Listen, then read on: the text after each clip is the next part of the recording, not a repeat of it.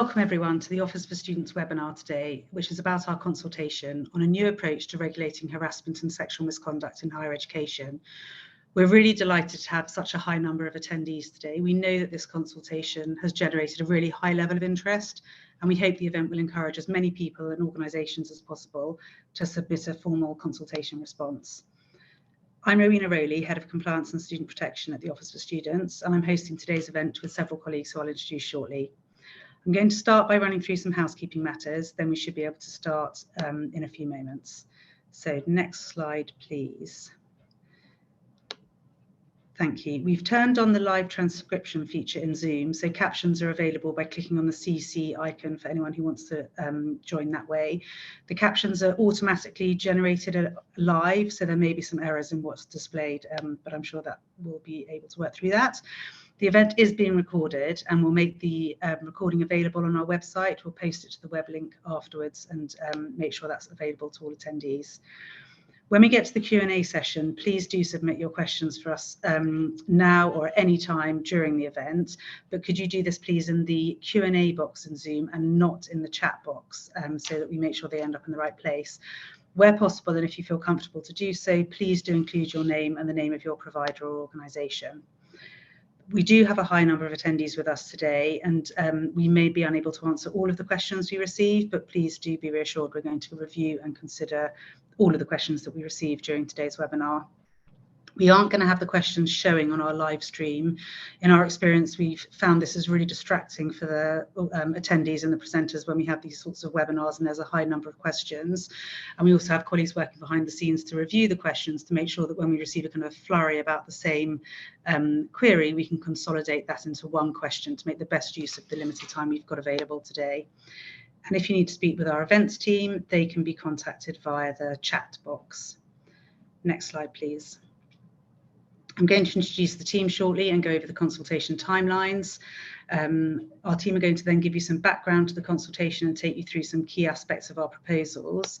As we've only got an hour and a half today, we won't be able to discuss everything in the consultation, which is obviously quite detailed, but we've selected some key areas. We've also decided to split the Q&A session into two distinct parts so that we can allow time for the different sections to be considered. So first of all, we'll look at proposals A and B, then have a Q&A session on those. And then after the first Q&A session, we'll discuss proposals D to F and then answer questions on those. So next slide, please. Let's get started. Could we have the next slide, please? Thank you. So introducing our team, this is who's going to be speaking to you today. I've introduced myself and I'm here with David and Amy. David Smyers, our Director of Monitoring and Intervention, and Amy Norton is our Head of Equality, Diversity and Inclusion. Amy and David are going to give an overview of the key aspects of our proposals and are going to be taking the lead in answering all of your questions during the Q&A sessions. Next slide, please.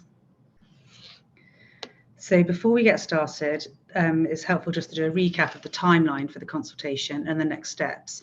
As you know, the consultation was published on the 23rd of February this year, and we're now holding webinars, including this one today, which is provider facing, and another this Thursday for students and student representatives. In April, we're also going to be holding roundtables with students to gather their views, and details of these will be posted on our website closer to the time. The deadline to respond to the consultation is on the 4th of May, and after that point, we'll obviously begin analysing the submissions. We intend to publish the outcome of the consultation later in 2023, and subject to the responses to the consultation and any future decision making by the Office for Students, our proposal is that there will then be a 3-month implementation period should a decision be made to implement any new condition. So providers would need to have implemented all the elements of the condition no later than 3 months after we publish any decision to implement a new condition. We've covered the proposals around the implementation periods in the consultation under proposal G, and so obviously we really welcome views from providers and interested parties on our proposals for this. There has been some good work by providers on this area, and that's something obviously we've acknowledged in the consultation, but we have found that progress across the sector has been too slow and inconsistent, and that was the evidence from the independent evaluation of our statement of expectation. We consider that self-regulation hasn't delivered the change that we think students are entitled to, and that's been the trigger for us to start this consultation. We know that harassment and sexual misconduct can have a huge effect on the lives of students and be incredibly detrimental. And this is why we're really keen to hear from students, providers, and anyone else with an interest in reducing harassment and sexual misconduct in higher education. So we really are hoping that these events will encourage as many people as possible to respond with their views on what we're proposing. With that, I'm going to hand over to Amy, who's now going to say a bit more about the background to this work. Thanks, Rowena. Next slide, please. Thank you. We thought it might be helpful to rehearse some of the background which has led to the development of this proposed condition of registration. Firstly, we know that the evidence points to the presence of and prevalence of harassment and sexual misconduct in higher education.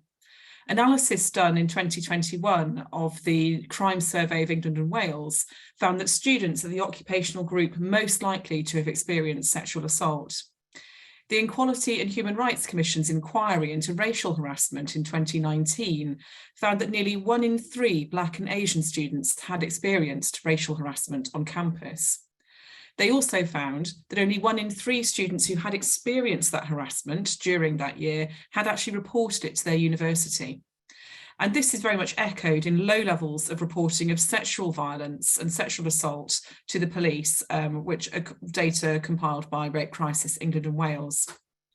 So I wanted just to remind you of some of the work that the Office for Students has done to date, building on work also done by one of our predecessor organisations, the Higher Education Funding Council for England.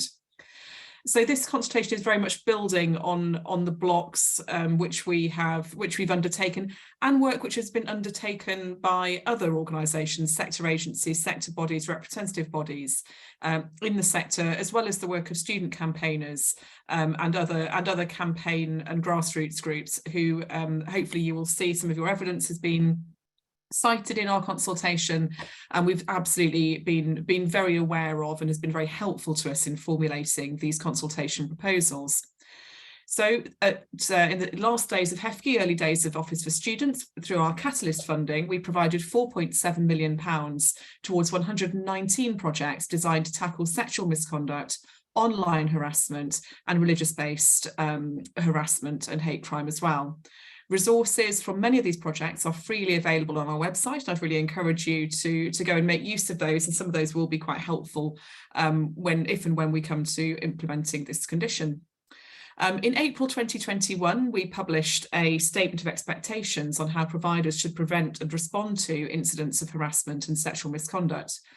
This was not subject to OFS regulation, but we did indicate at that point that we would be evaluating the sector's response to it, and we very strongly encouraged its uptake and adoption. We did a lot of engagement with the sector and stakeholder groups at the time to understand its impact.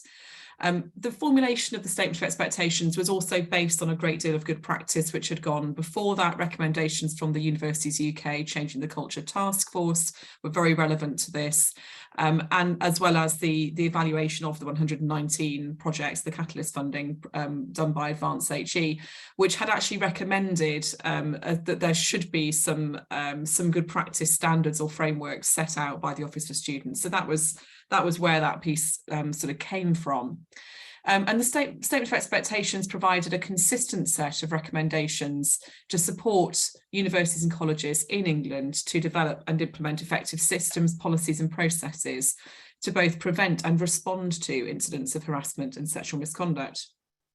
As we stated, we did carry out a full independent evaluation of the statement of expectations, and we did that in the 21-22 academic year. That was undertaken by the independent group Sums Consulting, and it was published last November. The evaluation found that while progress had been made, and there has been some really good practice that has been identified through some of the case studies outlined in the report, but progress generally across the sector has been too slow and too inconsistent. So they also found that the effectiveness of providers' approaches to harassment and sexual misconduct is highly variable. And for example, particularly for students who had reported an incident, they said that their experiences of going through that investigatory and disciplinary process following a complaint is inconsistent and generally felt to be poor and not of the professional standard they should reasonably anticipate.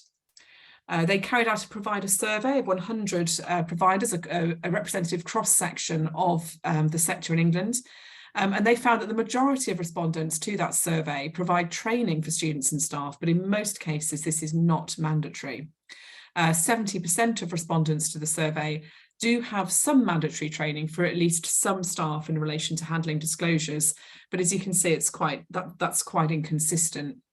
Universities and colleges have prioritised student-to-student sexual misconduct, but they found there had been more limited interventions in relation to staff-to-student misconduct or other forms of harassment.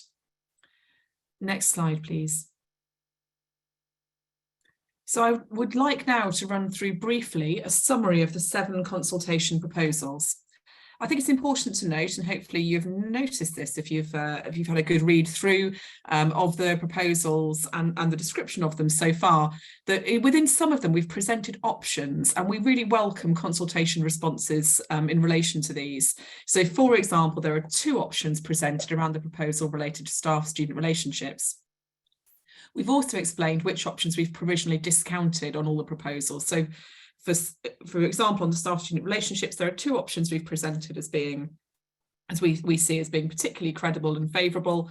And then we've also examined and discounted other options as well. So there's quite a lot to digest and to consider and to give us your views on. So starting with proposal A, this proposes introducing a new ongoing condition of registration, which we're calling E6.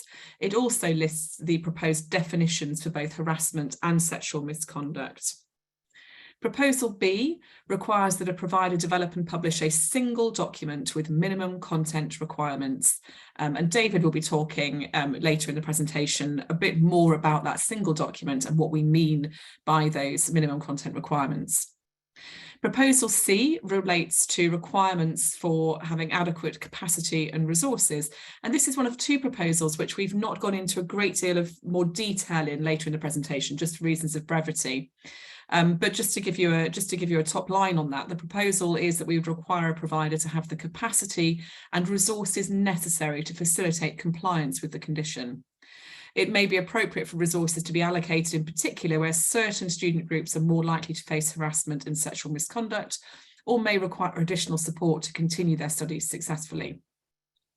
We've set out in the draft guidance underpinning the proposed condition that a provider may determine the approach it takes to ensuring it has sufficient capacity and resources to meet the condition's requirements, potentially by sharing services with other organisations or providers. So we're trying to, through that, recognise a provider's own size and context and student body. Proposal D sets out the requirements relating to freedom of speech and ensuring that the implementation of the condition is consistent at all times with the requirements that all providers have on them in relation to freedom of speech. Proposal E relates to our proposed prohibition of non-disclosure agreements, NDAs. We'll talk a bit more about that. Proposal F relates to requirements relating to personal relationships between staff and students, and I've just touched on how that section is structured. And proposal is around proposed implementation periods, and that's another one of the proposals we're not going to do a slide on in the presentation today, but hopefully that has been covered by Rowena's slide when she talked about the timelines. Next slide, please. So now we're just going to run through the slides around the definitions we've set out in the consultation and the minimum content requirements. So we'll talk through those a little bit further, and then there'll be a time for some Q&As before we go into the next set of proposals, D to F. Next slide, please. So definitions. Hopefully these won't come as a great big surprise, because they're quite closely aligned to the definitions that we'd set out in the statement of expectations. The reason that we have given definitions here is that we think it's important that we are all very clear, we all have a shared understanding of what we mean by both harassment and sexual misconduct. We think it's really important to ensure transparency and consistency for both providers, universities and colleges, and students. Again, important to note, we are saying that this applies to all students, regardless of where they study, who they study with, and where the incident of harassment or sexual misconduct occurs, i.e. online, on campus, or off campus. It's important to note the following. We think it's really important that we use the definitions set out in the Equality Act and the Protection from Harassment Act, because they both contain objectivity and reasonableness tests, meaning that it's not only the perspective of the person who feels they're being harassed that it's important in judging whether the harassment has occurred. This is important because all speech is protected under the law unless it is found to be unlawful. And that's covered in paragraphs 22 and 25 of the consultation document. So you can find a little more information and explanation there. In our definition of sexual misconduct, we've pointed to any unwanted or attempted unwanted conduct of a sexual nature, and includes but is not limited to sexual harassment as defined by section 26 part 2 of the Equality Act, and then those two particular offences which are set out and described in the Sexual Offences Act 2003 of assault and rape. We haven't gone further in listing out, because clearly there are more offences, criminal offences related to sexual misconduct or unwanted conduct for sexual nature, but we feel that the way that we've couched that in terms of any unwanted or attempted unwanted conduct, including but not limited to, we've bolded that with that phrase, should hopefully capture most of the things that we would want to capture here. And we're aware that legislation moves quite quickly in this space. There's certainly been a number of new offences added to the statute books over the last 4 or 5 years, and it's important that this that our definitions kind of stand the test of time. Definitions are an area which we're consulting on, so we're interested to hear your views on that. And I think at that point, I'm handing over to David, who's going to talk about the minimum content requirements and the single documents. Thanks a lot, Amy. So Amy's really helpfully set out the background for kind of how we've got to this point, and talked through those definitions, which are kind of really important for informing everything else we're going to say about what the condition does. So having kind of set the scene in that way, we're now moving into some of the specific requirements that we're proposing in the condition. The first of these is that providers would have to create and prominently publish a single document that covers harassment and sexual misconduct. I should be clear that talking about a single document here doesn't mean that it's sort of just a short summary. We've been clear that this would need to be comprehensive enough to explain everything that's required by the condition, to sort of clearly set out policies, while also being done in a way which is transparent and clear to students. Now, I think simply having a single document of that kind would in some cases provide an increase in transparency and would be useful, but we're also setting out minimum content requirements for what that document should cover. We're going to talk about those over the next couple of slides. The first of these requirements, though, is a requirement to take multiple steps which could individually or combined make a significant and credible difference in protecting students from harassment and sexual misconduct. So we're going to talk later about some more particular areas that we're proposing that every provider would have to cover in their single document. But this requirement for multiple steps that make a significant credible difference is in addition to the other minimum content requirements. So what we're saying here is everything we're about to say about particular things that every document has to cover, it's not simply a question of kind of doing each of those and that's meeting the requirement. We're proposing that providers would have to sort of think about and decide what steps they need to take in their context to reduce the likelihood of harassment and sexual misconduct for their students. And examples of the sorts of things that we might expect a provider to do under this would be things like engaging with students to understand their concerns and considering the different needs of different student groups, collecting, monitoring and publishing data where this is likely to inform effective action to tackle harassment and sexual misconduct, and then undertaking credible evidence-based evaluation of the effectiveness of the steps that provider itself is taking kind of in its context. In addition to setting out the minimum content requirements in this condition, we've also proposed content principles as set out in the slide. And the point really of these content principles is that we recognise that a provider may wish to expand the coverage of the single document. It may make sense to include other things in that document that don't fall within our definitions.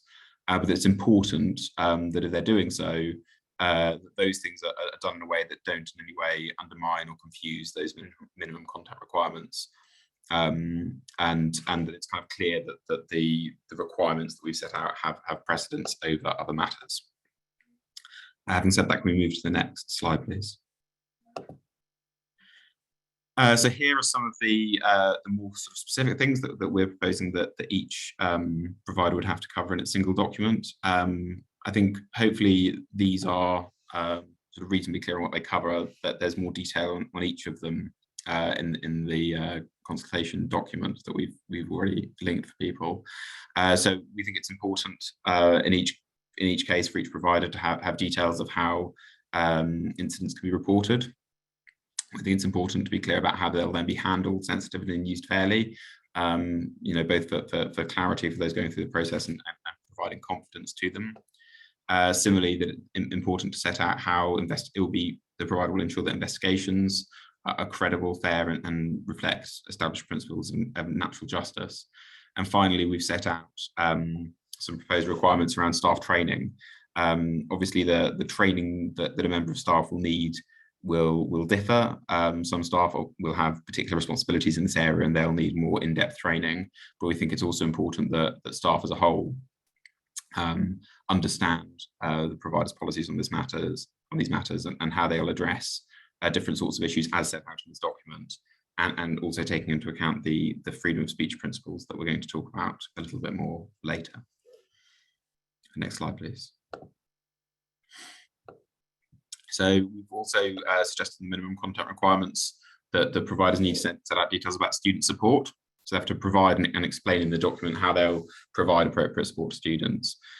We've given some examples in the consultation document and the draft guidance about how a provider might do that. So this includes, for instance, that support should be targeted at the needs of the actual or potential victim, actual or potential actual or alleged perpetrators, and those reporting where they're not the victim. So providers need to think about support in the round. Support requirements include support during investigatory and decision-making process, but aren't limited to those. And similarly, that you shouldn't have to make a formal report to be eligible for support. So that the support should be there for all students, regardless of whether they engage with the formal process in that way. The support should be appropriate for students' individual needs, including consideration of the relevance of protected characteristics. That you should consider both academic support and personal support, and we talk about in the consultation document about what that might include. And then finally, we make clear that appropriate support, the way of delivering that could vary between different providers and their circumstances. So it could include a provider delivering its own support services for students. It could include them commissioning support from other organisations, or it could include them making appropriate and effective referrals to other service providers. Next slide, please. So we're also proposing that the document should set out how students will be appropriately taught about harassment and sexual misconduct. So this includes making sure that students understand the content of the single document.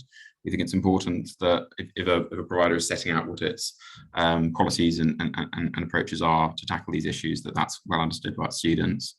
And it also covers induction sessions to make sure that students, as they're kind of entering an institution, understand what sort of behaviour might amount to harassment or sexual misconduct. Those are examples. That isn't necessarily kind of everything that should be covered under appropriately taught, so it includes but not limited to those. We've also talked about bystander training being helpful, so training for potential witnesses to raise awareness of and help prevent sexual misconduct. But we've made clear that the training in this area, that's really important, that any training done is underpinned by credible evidence and evaluation, so the providers kind of know it really works, rather than simply introducing some training and that being enough in itself. Thanks, and I think we're now able to move on. That's the end of context. Move on to questions and answers. That's great. Many thanks, David and Amy, for that run through of the first couple of proposals from the consultation. We're now going to answer some questions that we've received in relation to what we've covered so far, and I can see we have had some. Thank you very much to people for sending those in. We've got about 15 minutes. Obviously, we're not going to be able to answer everything, but we will get through what we can. The Q&A is kind of open now, so please do send in your questions, both for this, what we've covered already, and also if you do have questions in advance of the topics we haven't yet discovered, you're welcome to send those in, and we just won't answer them until we get to the next session. So to start the Q&A, I've got an open question, and Amy, I think this is probably one for you, just to kind of recap, which I think will be helpful. In a nutshell, why is the Office for Students proposing a new condition of registration? Thanks, Rowena. I think that gets to the heart of what we've been talking about today. So we've considered a lot of evidence, and we've taken a number of different approaches, sort of working up through that sort of ladder of regulation. We started with funding and trying to incentivise, catalyse, and really challenge and promote best practice, innovation, new approaches, and to support the sector. So there's been, I say, £4.7 million worth of HEFCE and OFS funding, which has been combined with a further nearly £5 million worth of funding from the sector. So a significant investment already. We've evaluated that. We've gone to then a process of kind of self-regulation, of voluntary regulation in the sector through the statement of expectations. We've evaluated that, and most importantly, students have said the students have said through the evaluation and through the various surveys that have been conducted as part of this work, both the evaluation of the catalyst money and the statement of expectations, that progress hasn't been swift enough.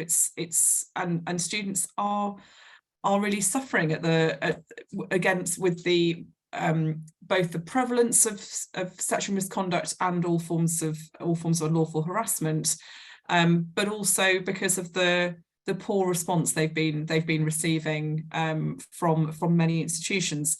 So we've taken the view that actually a condition of registration, a new condition of registration, as opposed to further tightening of this kind of, or more recommendations, more practice, more resources, is now what is needed to ensure consistency of practice and implementation across the sector, and to ensure the maximum positive impact for students.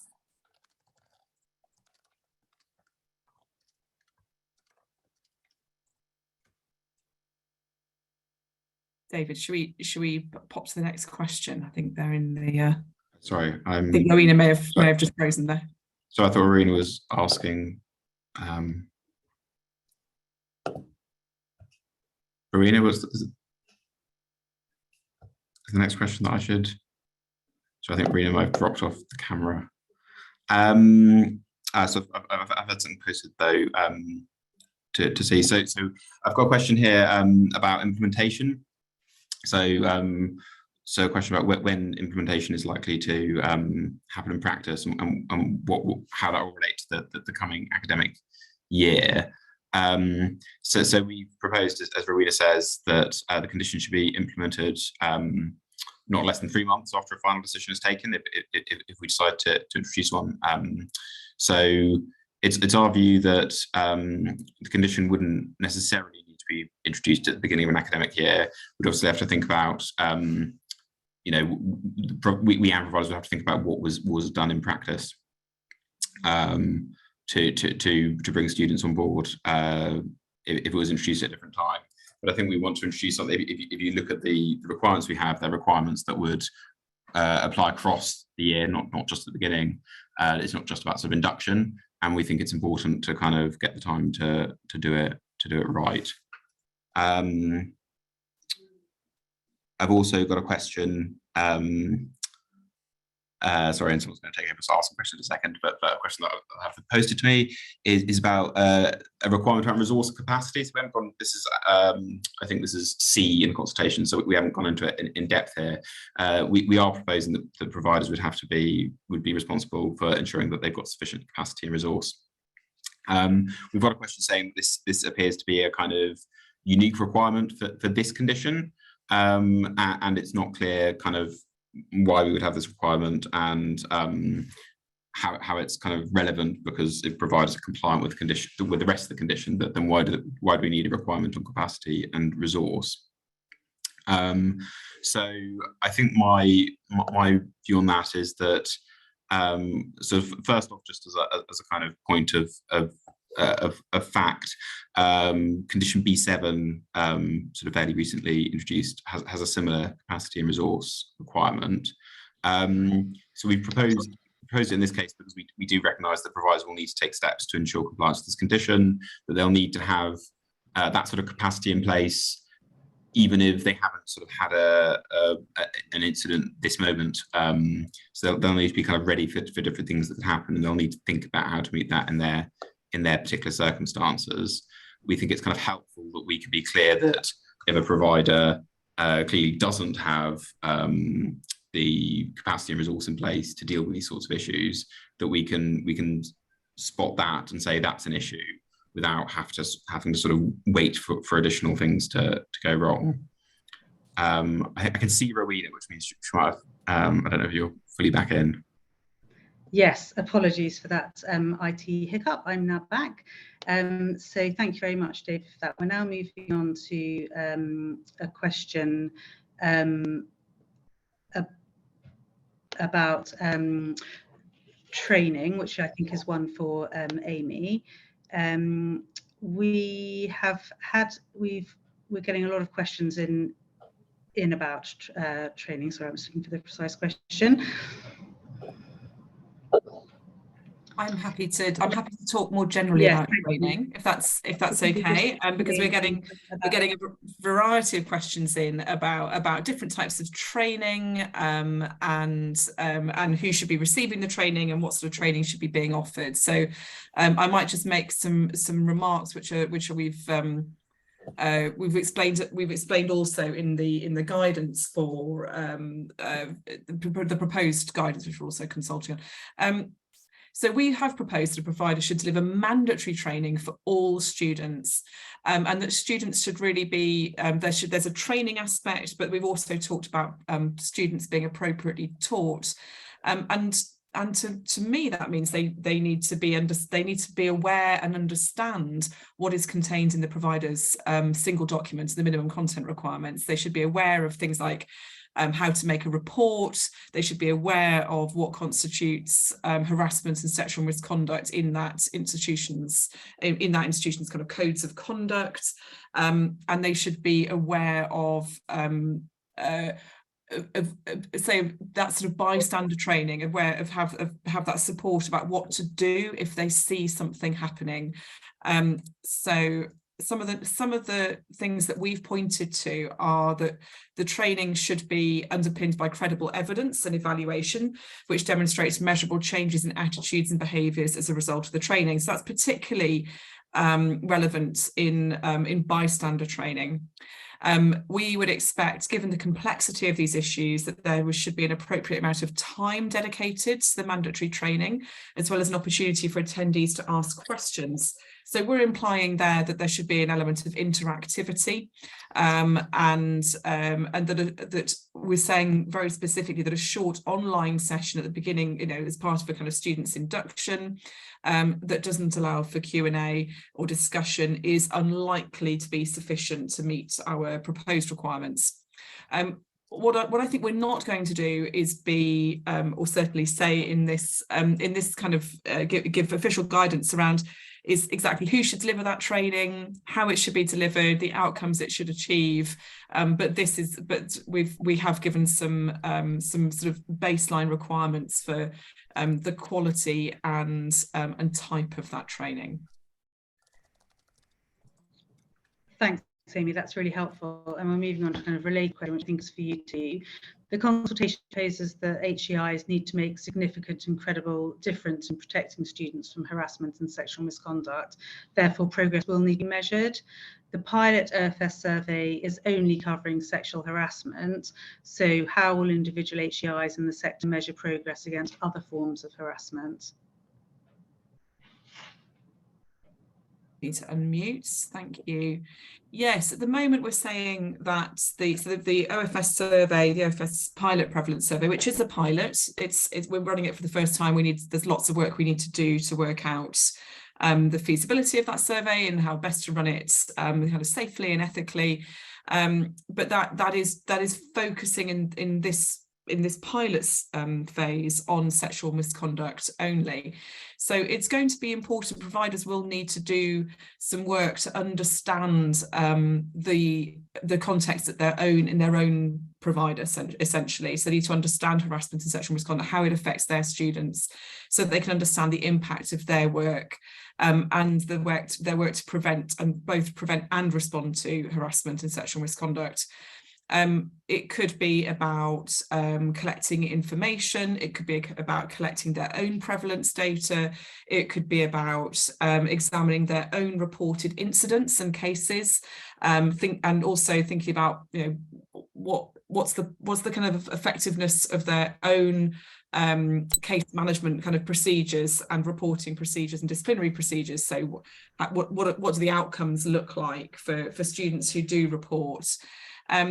So the pilot survey that we're running is not designed to be a complete measure of the proposed condition, in that obviously the proposed condition extends beyond sexual misconduct, but it will give the sector some helpful insights, we hope, into sexual misconduct, particularly across higher education. For those providers who've put their hands up to be involved in the pilot, you will also get provider level data. And obviously we'll be looking at other data sources as well. There are the National Crime Survey of England and Wales, for example, will be having new data next year. So it won't just be our pilot survey. We will be looking at other data sources, and there are other sector level surveys that we know are happening this year as well. Thanks very much, Amy. That's really helpful. We've actually had some follow-up questions about training for smaller providers and what's going to be expected of them. So I wondered if you could just expand on that in addition to what you've already said about training. So in terms of smaller providers, we've mentioned before that the sort of how you meet these requirements is designed to be flexible. So providers can sort of partner with other institutions. They can kind of act collectively. They can do various things that should reduce the impact on these things. I think our starting place on this, in terms of this, and I suppose other aspects of the condition too, is that, you know, students at every provider deserve the same sorts of protections and need the same sort of protections. So we wouldn't want to say there is a kind of a lower standard or lower expectation in terms of what's achieved, but we want to be as flexible as we can in kind of how that is delivered. So that there are different ways to achieve the same source goal, and we'd be really interested in any sort of more detailed consultation responses from smaller providers about those sort of questions about, you know, how I could do this in practice and whether certain sorts of means would work, whether there's anything in the consultation that could be clarified that help that. Yeah, our starting position is that we would want to maintain the same standard while providing as much flexibility as appropriate in how to achieve that. Thank you, David. And we've had some questions about the sharing of outcomes of investigations with those involved in an investigation as a provider, and what we at the OFS would be expecting providers to share. With regards to outcomes, the question is, would this also include any sanctions that have been imposed? So I think our proposals are clear that it's a really important principle that those involved in a complaints process are made aware of the outcomes, that we see cases where that doesn't happen and it can cause quite a lot of problems. However, we have, and this is in a way to what I was saying just now, we have deliberately not been prescriptive in terms of what exactly that will involve in each case. So our view is that will be case specific. Providers will have to kind of think carefully about what is appropriate in each case and determine what they ought to do in light of the particular situation. But within the context of this overarching principle that there should be, transparency within the complaints process. Thank you, that's really helpful. And I'm getting a reminder through that we're just nearly out of time for questions. So I'm just going to finish off one which is relevant for providers that are both FE and HE providers. Are we recommending that would they implement the requirements of the single document for the whole provision to cover FE and HE scope? Do you want me to? Sorry, you're about to. Yes, please. Sorry. Yeah, that's fine. You reach the floor. So I think we'd suggest that actually this is OFS, a piece of OFS regulation. There are other regulators, for example, Ofsted, who are responsible for the safeguarding of students who are not in higher education. There are also different regulatory and legislative requirements on providers where there are students who are under the age of 18, for example. So it will be simpler for providers to focus on their higher education and the piece that they are being regulated by the OFS for, and to focus on their higher education students. That all being said, they may find some of the steps that they want to take, for example, implementing a reporting system, implementing training for bystanders and witnesses. They may find that some of those are also useful and credible for their other cohorts, but that would be outside of our specific focus of regulation. That's great. Thank you, Amy, and thank you, David, for answering those questions. We're now going to move on to slides about the next set of proposals, D to F. So I'm going to hand back to David and Amy to take it from here.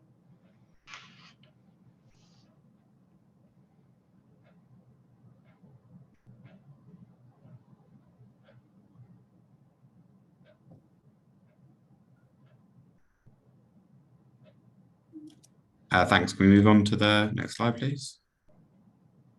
Great.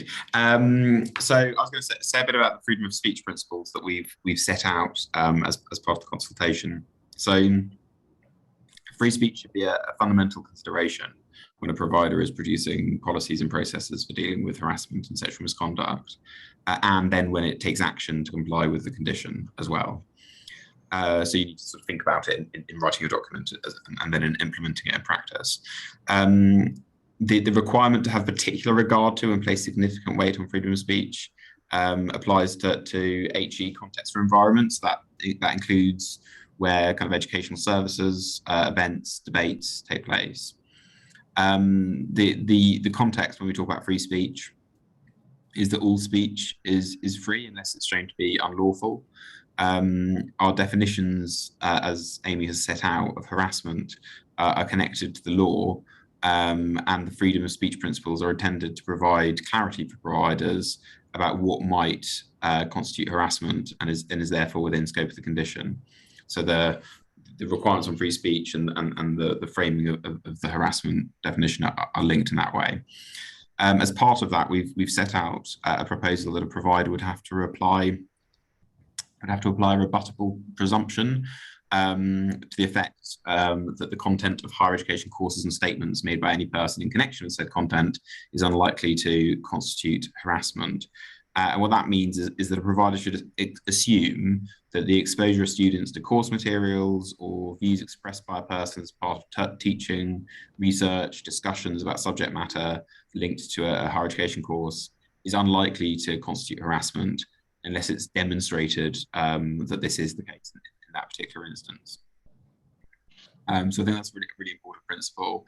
I mentioned in the previous session staff training, and staff training is an important component of the free speech issue. So staff needs to be able to understand the freedom of speech principle, including the rebuttable presumption.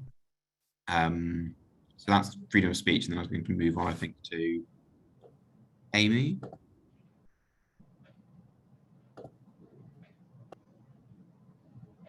Thank you. Just getting unmuted. So providers will be familiar with the recent work to address the use of non-disclosure agreements and other forms of confidentiality agreements, which are particularly focused on victims and survivors of harassment and sexual misconduct. So particularly the former Higher Education Minister Michelle Donnellan's request for universities to pledge not to use non-disclosure agreements. I'm pleased to say over 80 have signed up to that pledge now, and the pledge was developed by the campaign group Can't Buy My Silence. Obviously, it's a pledge, and it's not a kind of enforceable. There's no action which can be taken on if universities sign the pledge and then breach that. So what we're trying to do here is to really put into regulation some quite binding requirements that we're proposing here around the prohibition of non-disclosure agreements. You might have also seen the Office of the Independent Adjudicator's recent good practice guidance revision, which advises that NDAs should not be used in cases such as this. So the proposed requirements related to NDAs are listed in their entirety on the slide, and I will just briefly speak through these. So the providers should not include any restrictions on disclosure on contracts formed after this condition takes effect. We've talked a little bit before about timescales. Then providers would not be able to rely on or enforce restrictions on contracts which are already in place.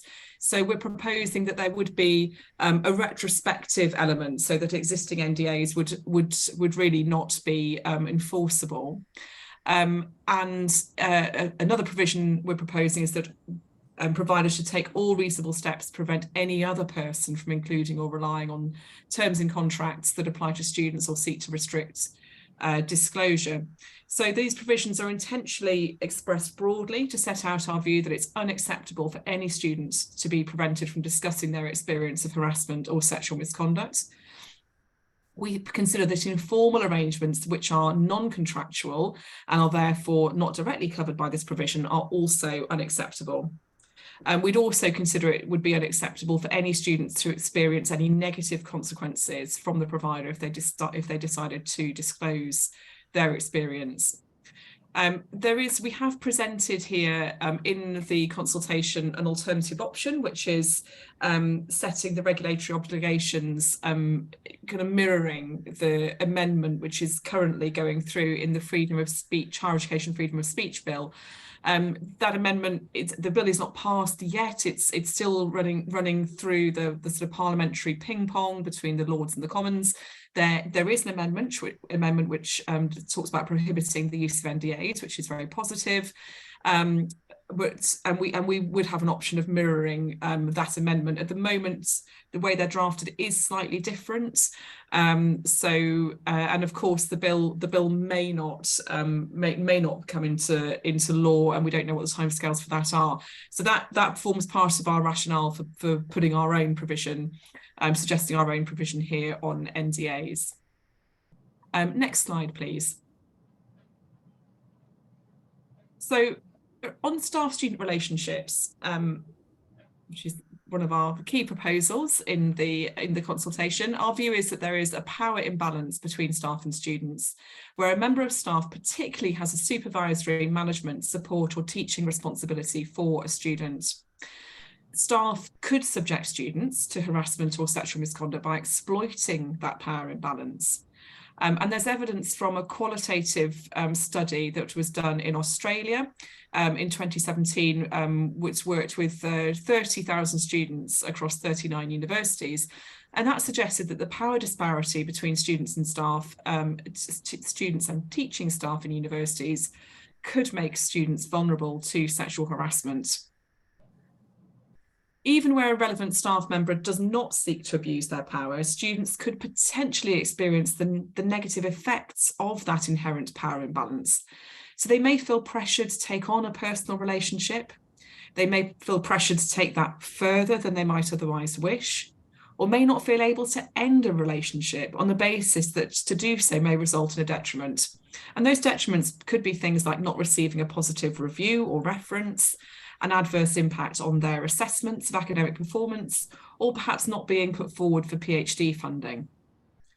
Our proposals are intended to discourage staff from engaging in relationships with students. The proposals in our consultation relate to relationships between students and relevant staff members, and we've defined that. This means that a member of staff who has direct or indirect academic responsibilities or other direct professional responsibilities in relation to that student. So it's not a blanket all staff definition, but it could apply to any member of staff who falls into that category for that particular student. So we've gone further to define, so it would be likely to cover academic staff with teaching, supervision or assessment responsibilities, and pastoral staff with counselling, student complaints or security responsibilities. It would be quite unlikely to include cleaning or catering staff, for example, or perhaps relationships between a student and another student who might also be working part-time in library or the shop. These are obviously examples, and providers should use reasonable judgments in determining who a relevant staff member is and erring on the side of caution where needed.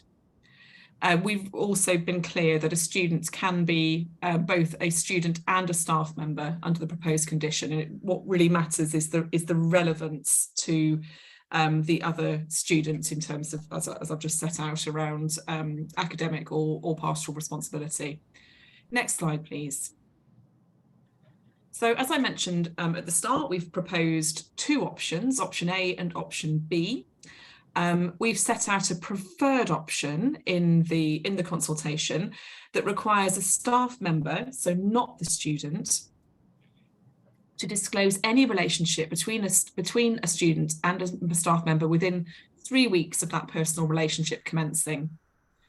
And we have actually gone further, and we've defined what a personal relationship in this context means, and it includes one or more of the following elements: physical intimacy, including isolated or repeated sexual activity, romantic or emotional intimacy, and financial dependency.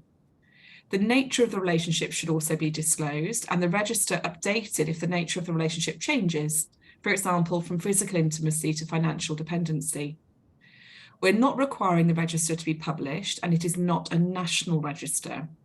The OFS will never see the names unless the provider's policies include publication. Option B is proposed because we recognise how serious this issue is and that some providers already ban staff-student relationships. We're therefore setting that out as an alternative option for consultation.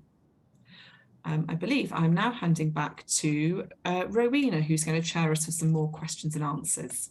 Next slide, please. Thanks very much, Amy and David, for running us through those consultation proposals D to F. We are now going to have another Q&A session. We've got about 20 minutes. I can see lots of questions have come in. So we're going to start with one about proposal F. So the question is, proposal F refers to relevant staff member, which means a member of staff who has direct or indirect academic responsibilities or other direct professional responsibilities in relation to that student. Can you comment on the scope of indirect, please? And I realise you've obviously just done that, but there may be more you want to add on that. Key here are the limits around the power relationship between staff and students.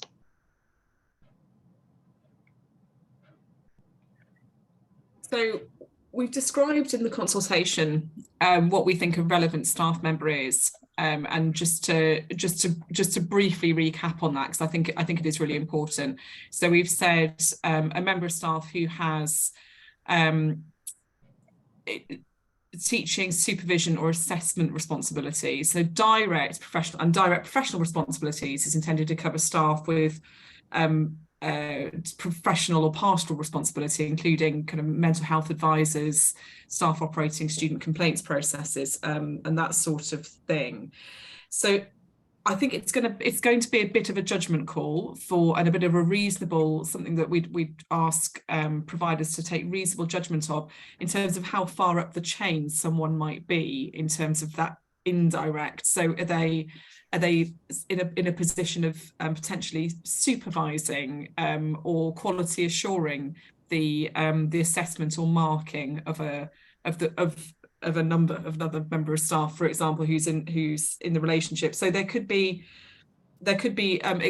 scenarios where that indirect piece will need to come into play. So I think it's quite important that where a relationship is disclosed, that it's not just the direct, someone is teaching someone else, someone is teaching the student and they're marking their work, but also where others might have that position of power, and that could be direct or indirect. That's great. Thanks ever so much, Amy. David, moving to you. We've had a couple of questions about why we're proposing a register of staff-student relationships and how this would tackle the issue. The question is, why have we proposed this option, and how do we consider this will address the issues that we've raised? Thanks. So I mean, it's a good question. It's worth saying in the consultation we've set out two options in this area, which we haven't done in all the areas. So there's the option of the register. There's another option that we've set out, which would require providers to prohibit these sorts of relationships. So again, same sort of definitions between kind of relevant staff and students, and with an exception around pre-existing marriages, etc. So we are thinking about, is a register sort of enough? Will it fully deliver the goals? And we're thinking quite carefully. We've set out some of this in consultation about how to sort of balance how much do you require in this area, given that individual rights, relationships, etc., versus seeking to achieve our goals. So we've thought really carefully about the different ways we could tackle this, and we've explored that a bit in the consultation, and we'd be really interested in views on that from all sorts of respondents. But in terms of sort of, well, what will the register do? So first, I think it is fair to say that we would hope that this approach as a whole does discourage relationships. Obviously, the register allows relationships, but we think it may have a discouraging effect, and also individual providers may go further and seek to discourage it as well. As well as potentially discouraging it, what the register also does is it brings these issues kind of much more into sort of visibility. So it means that there's a clear statement of which relationships exist. It means that the provider can see those and has to sort of think about how it's going to address any conflicts of interest or any risk of abuse of power that exists within those relationships. And this is an area where some of the things we've heard from stakeholders in this area is this is sometimes something where some providers will just sort of not focus on this area. That they'll kind of, it's sort of seen as too difficult. Individual relationships perhaps are open secrets, or people might rather not know. So having a clear, explicit register brings that issue out to the open, and it means you're kind of having to have those considerations about, okay, if there's a relationship between that person and that person, how can we make sure that the student is protected from abuse of power, and how can we make sure that any conflict of interest that exists is being really kind of robustly and properly managed.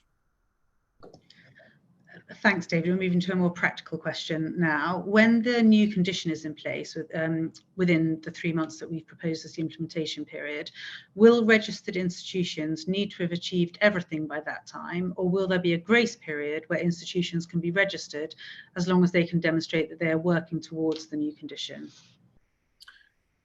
So the the intention of having a sort of implementation period is so that providers can bring things into effect.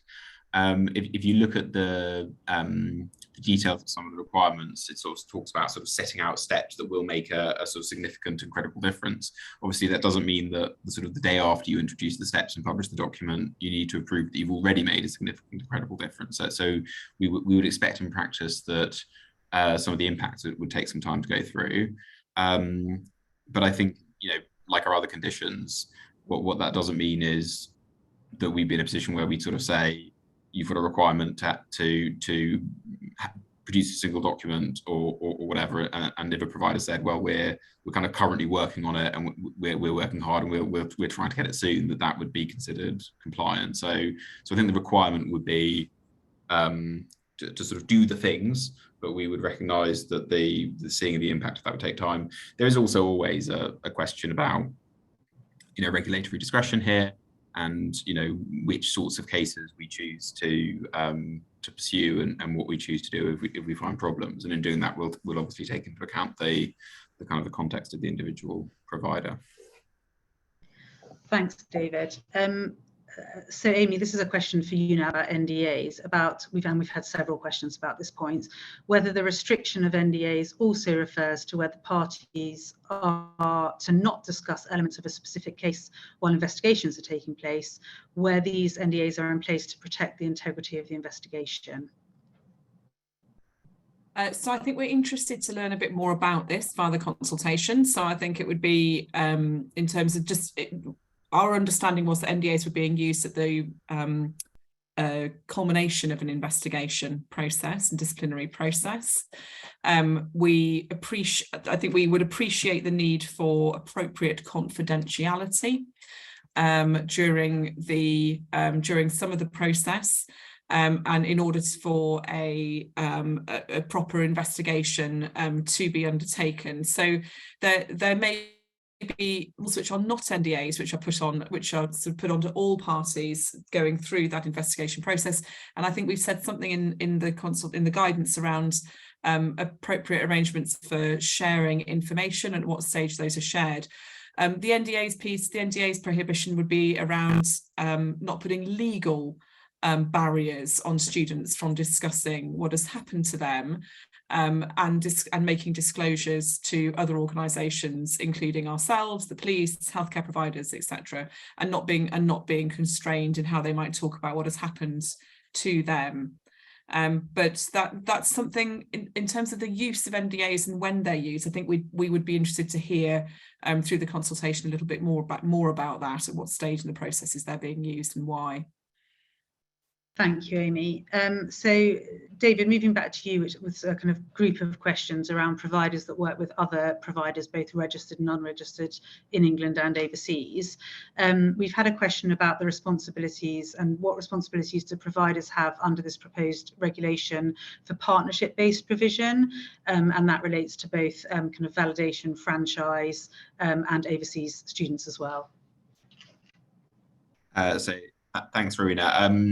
The answer to this is probably quite familiar for those who are those of you who are kind of engaged with our conditions in other areas, such as kind of B conditions. So the proposal is that this would apply to students on any higher education course provided by or on behalf of a provider. So that would cover higher education provided to the students that are registered with a provider, taught by that provider, or studying for an award of the provider, where those services are provided on the registered provider's behalf, and it includes UK and non-UK and partnerships, whether those are UK or non-UK. So if a provider it isn't the awarding body for a course, the condition still applies to the courses that the provider itself delivers, or is delivered on its behalf. So it's a I suppose the answer there is that it's a reasonably broad scope. I've spoken to stakeholders about this fairly recently, and obviously there can be a challenge for providers in terms of how do we do this for elements of partnerships? How do we, it's more difficult perhaps to implement effective policies to prevent harassment and sexual misconduct for students who are say sort of doing work placements or who are working on partnerships. But I think we would want to also look at it sort of through the other end of the telescope and say, if you're a student, you don't want to be in a situation where your protections kind of dissolve because you are, while you're on this work placement, you're no longer captured by the provider, or where it becomes, you're in a situation where sort of no provider feels responsible for protecting you. So the proposal would be to have it that it's your students, either in the case of them being registered with you, or in terms of you delivering the teaching. Thank you very much. And we've got some more questions coming in around the relationships element. The question is the Office for Students proposing that the new regulation should cover sexual harassment of staff by students? And if not, why not? Do you want me to take this out? So the requirement is about is about students as victims of harassment and sexual misconduct. We are, the Office of Students, our regulation is focused on protecting students, and that's where our work has been focused. Obviously, if you look at some of the things that we've proposed about having kind of proper, rigorous, well-designed systems, it may well be that providers look at that and say, actually, we would want to apply similar things for our staff, and it would be useful to join those up, and that's kind of up to providers. But our regulation here is focused on students. Thanks ever so much, David. And we've had another question in about personal relationships where a provider already has a ban in place, and a question has come in to ask how our proposals would work in that instance. So, I mean, if a provider already had a complete ban on all relationships between staff and students, including kind of pre-existing relationships, etc., then there wouldn't be anything to sort of register if we're talking about the preferred registration proposal. So I'm not sure about that, but I think a lot of that will depend on the detail. So it depends on what the definition of staff who are covered is. We have a definition of relevant staff members, and so a provider, I think, if they already have policies in this area, we'd need to the provider would have to think about kind of how its policy aligned with the proposed approach, and what sort of remained that needed to be registered.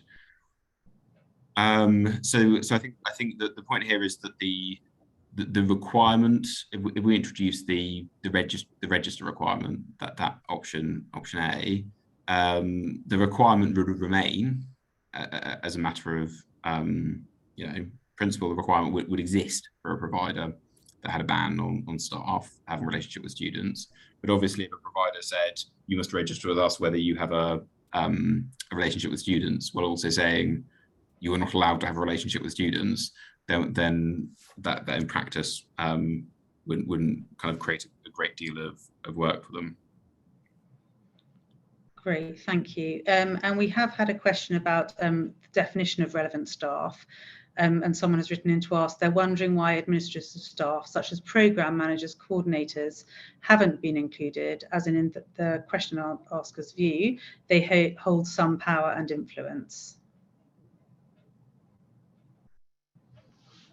I think they could be included. I think if they could be, it's about who is relevant staff, and I think we haven't limited it just to academic staff. We have said there may be other staff in professional or administrative roles who have, and if they have if they could be defined as relevant in terms of having power over a student's progress or pastoral support or pastoral care, then they absolutely could be defined as a relevant staff member. Thank you. And there's a linked question, which I imagine probably your answer will be the same, Amy, but could a relationship also extend to professional relationships for practice partners, i.e. practice educators for health students? I think that's a really interesting question. I just saw that pop in on the Q&A, and I don't think it's one that we have given full consideration of yet, but I think it comes back to that relevant staff member point, doesn't it? And I think the same would apply for potentially for visiting staff or very short-term contract staff who may come and go in a matter of weeks or months. I think if they've got that relevant position of power over a student in the way that we have a student's progress in the way that we have defined, then yes, that relationship under our proposal A would need to be disclosed and registered, and for any kind of conflict of interest or power imbalance to be managed and mitigated. And I can't see why that wouldn't be the same for practice partners. I guess there may be issues around what the employment relationship is, which I think we might need to look closer at. It's an interesting question. There's probably a wider point here that it'd be really interesting and really helpful to have these issues continue to be raised and more detail included in responses. So we may, if we end up introducing something like proposal A, we may be able to introduce more detailing guidance that clarifies anything which people find helpful. But I think even if we were able to do that, there are, it is a definition which talks about direct or indirect academic or direct professional responsibility, and there is going to be a degree of judgment that has to be exercised there. So it's the sorts of reasoning that people are saying about, well, this person, why aren't they included? Because they do seem to have that responsibility and that control. The point of the definition, in a sense, is that you can apply those judgments. So we'll provide as much clarity as possible, but there's likely to remain a role for providers in judging, is this a relevant staff member? Because obviously it's a huge variety of provision, and we recognise that that the sorts of staff members that people have and the way that they relate to students will be different in each of our hundreds of providers that we regulate. Thank you, David. And we've got another kind of practical question. Does the staff-student relationship part of the condition need to be included in the single document, or can that be addressed separately? So the staff student, the register is a freestanding commitment that is kind of proposed in itself.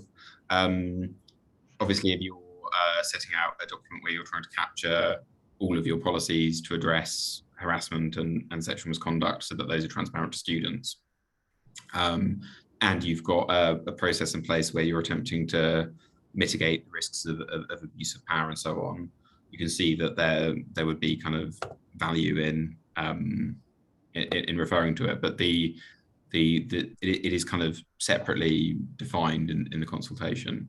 The important thing here is that when a student looks at the single document, and this is the thing that they look at to understand what protections are in place, what they can expect from the provider, that it's there, and that you don't end up with relevant different bits of policy that will affect the student's experience being kind of buried in different places.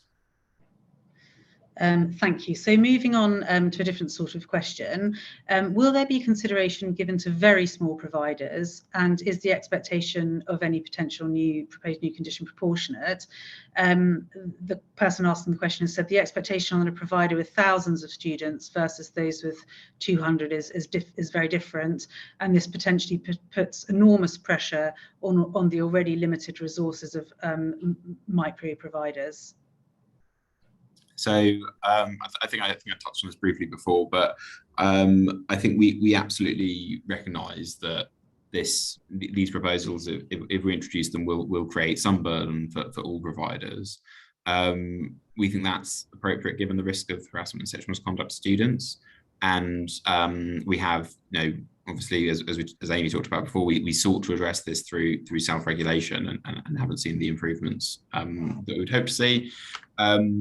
I think it's fair to say that we expect the greatest burden will be on providers who are furthest away from achieving the expectations that we've set out previously, and furthest away from the proposals we've set out in the consultation. So I think that the first thing I want to say essentially is there is burden in dealing with these issues, but we think that these are really sort of important things that there's a really strong case to address. Having said that, we have sought to minimise burden in a number of ways. Reducing burden for sort of new providers coming to the system by proposing this as an ongoing condition of registration that would kick in a little while after registration rather than having to be met up front. Limiting the definitions of harassment and sexual misconduct to avoid those being too broad. Setting out in the guidance, as I think I've mentioned before, that the different ways in which a provider can meet the minimum content requirements, so that there isn't every provider must have the same sort of approach. So we want to give flexibility in how to achieve it. We want providers to do that in the way that's most appropriate to their circumstances and the needs of their students and so on. But I think it's sort of difficult to see the case for saying that the protection that students deserve from these matters is kind of less if they're a small provider, and that's kind of in line with what we've said on other conditions where we say, our quality expectations and so on. Those are a kind of matter of principle about kind of what students should have the right to have in any OFS registered provider. But yeah, absolutely, we want to really engage on kind of how that's done, making sure that the condition is designed in a way where it can be done sort of effectively in practice and so on.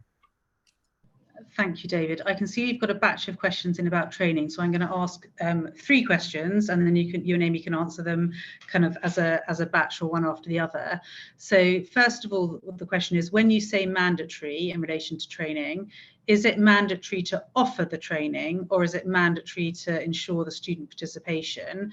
If students refuse to participate, what should providers do?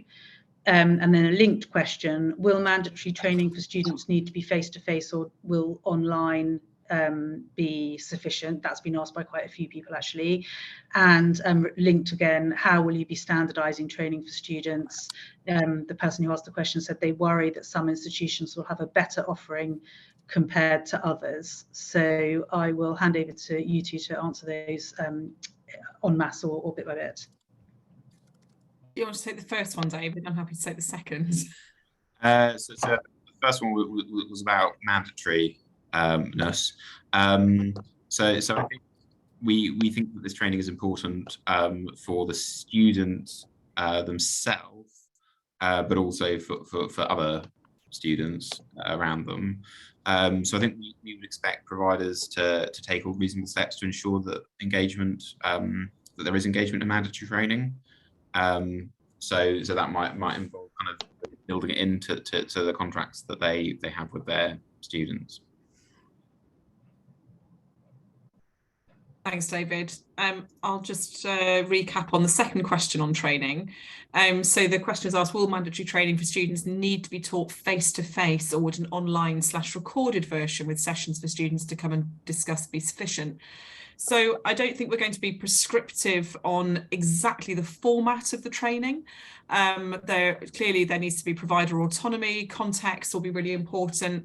For some providers, they may not have physical students on a physical campus. So there's going to need to be an amount of kind of context-specific, appropriate thought given to the format of that training. I don't think it's for the OFS to define that. We've asked for it to be credible, evidence-based. We've asked for there to be opportunities for students to do Q&As, to discuss, and for the training to be delivered by someone who is appropriately competent and skilled to do that. So that doesn't, I don't think we've said anywhere that it has to be face-to-face. What we have said is that a quick e-learning module that is not interactive would probably not be sufficient. So I think providers need to just to bear that in mind in terms of the principle we've set there. And then there's a third question there, which is about how you be standardising training for students. I worry that some institutions will have a better offering compared to others. So I think I've probably just answered that in terms of we're not proposing a standardised training, but we have set out some principles. We hope that there will not be a huge variation across the sector in what is offered. That's, we've hopefully set some principles there, but there may well be some time where providers get up to speed with this and find out what the different training options and modules are. But it's really important those principles around credibility, effectiveness, evaluation, and evidence underpinning are really important there. Thank you ever so much, Amy. So I'm going to move to quite a generic question now, which is just kind of reflects the complexity of the kind of consultation. And the person asking the question has said, there are so many elements of the proposals which should benefit from a verbal exchange with experienced sector professionals rather than this kind of Q&A. Will there be other opportunities beyond higher education institutions' written submission to the consultation to have another meaningful discussion about this very important subject? Thanks for that. So, I mean, the first thing I would say is I really, it's a beyond the written submission, but I really do encourage engagement with and response to the consultation. It's really helpful to have, clearly set out views on things on paper, because we will have different responses coming in from other providers. We'll have views from students, views from stakeholders. So we need to be able to kind of look at all of those together. So it's really useful to have those kind of clear written responses setting out any issues. But we are also engaging with sector stakeholders and representative bodies. So we're engaging through some of those sector stakeholders. So we hope that we can get some of those inputs. And the last thing I want to say is while we agree that understanding that the sector is really important, we are also really keen to understand the impact of these proposals on students and students' views on those. So we're also going to be holding student webinar and also student roundtables to understand kind of their perspective and how they feel that we can most effectively approach this area. Thank you, David. That's really helpful. And actually, I'm going to suggest we wrap up the questions at this point. So I think that's a really good final point to end on, to encourage people both to send in formal consultations and also encourage students to engage with our webinars that are taking place later this week in the roundtables. I think we are drawing to a close. I can see we've got about 5 minutes to go, so we're moving on to the last slide. Thanks ever so much, Dawn. So thank you so much to everyone who's attended today for your really insightful and thoughtful questions. We hope it's been a useful opportunity for you to engage with us about the proposals and understand a bit more about the definitions and so on. If you do want to get in touch with us about the consultation, please do use the email address on the slide. And we are going to make today's slides and the recording available on our website, so we'll make sure that's available to attendees and others too. A final reminder that the deadline to the consultation, to respond to the consultation, is Thursday the 4th of May. And also, as David's touched on, we are holding a similar webinar to this one this Thursday for students and students' representatives. So we're going to put the link for that in the chat of the webinar now. So please do feel free to share with any students or student representatives you think might be interested. As we've said, we're really, really keen to get as many responses from as wide range of interested people as possible.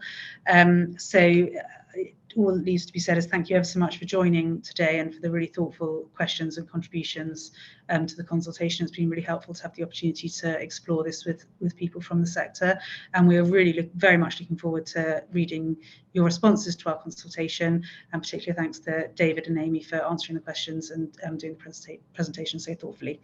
Thank you very much.